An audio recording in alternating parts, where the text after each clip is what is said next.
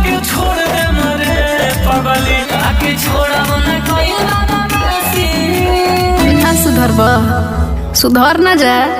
जय भीम साथियों, नमो बुद्धाय। शुरू का वीडियो क्लिप देख के आप सभी समझ गए होंगे, नहीं समझे हैं तो मैं बताता हूं।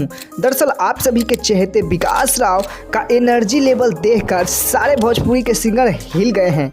जी हाँ दोस्तों, रंगदारी सॉन्ग गाने वाले बहुत सारे सिंगर हैं भोजपुरी में, पर आप सभी के चहेते विकास राव के जैसा बैक टू बैक रंगदारी सॉन्ग लाने वाला अभी तक शायद कोई है भोजपुरी में, तो वो सिर्फ और सिर्फ विकास राव ही हैं। क्योंकि दोस्तों इन्होंने फिलहाल में एक गाना लाया है जिस गाने का नाम है छोड़ब ना कइल बदमाशी। जी हाँ दोस्तों, काफ़ी बेहतरीन सॉन्ग है छोड़ब ना कइल बदमाशी। इस सॉन्ग को विकास राव, साक्षी सिंह फीमेल सिंगर है, उनके साथ में गाए हैं।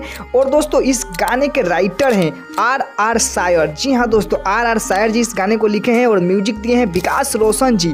दोस्तों काफ़ी बेहतरीन सॉन्ग है रंगदारी सॉन्ग। और इस गाने का सबसे खास बात यह है कि दोस्तों यह रंगदारी सॉन्ग आप सभी को सुनने को मिलेगा रंगदारी इंटरटेनमेंट पे। जी हाँ दोस्तों, रंगदारी इंटरटेनमेंट, उस पर सिर्फ और सिर्फ रंगदारी सॉन्ग आप सभी को सुनने को मिलेगा।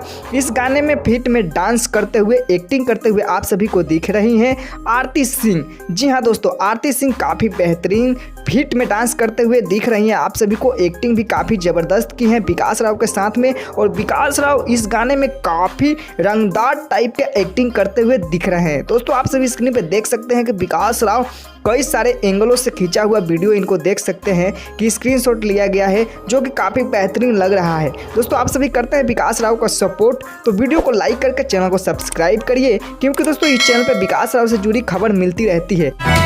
रोज दुगो केस होता जान तोरा नाम पे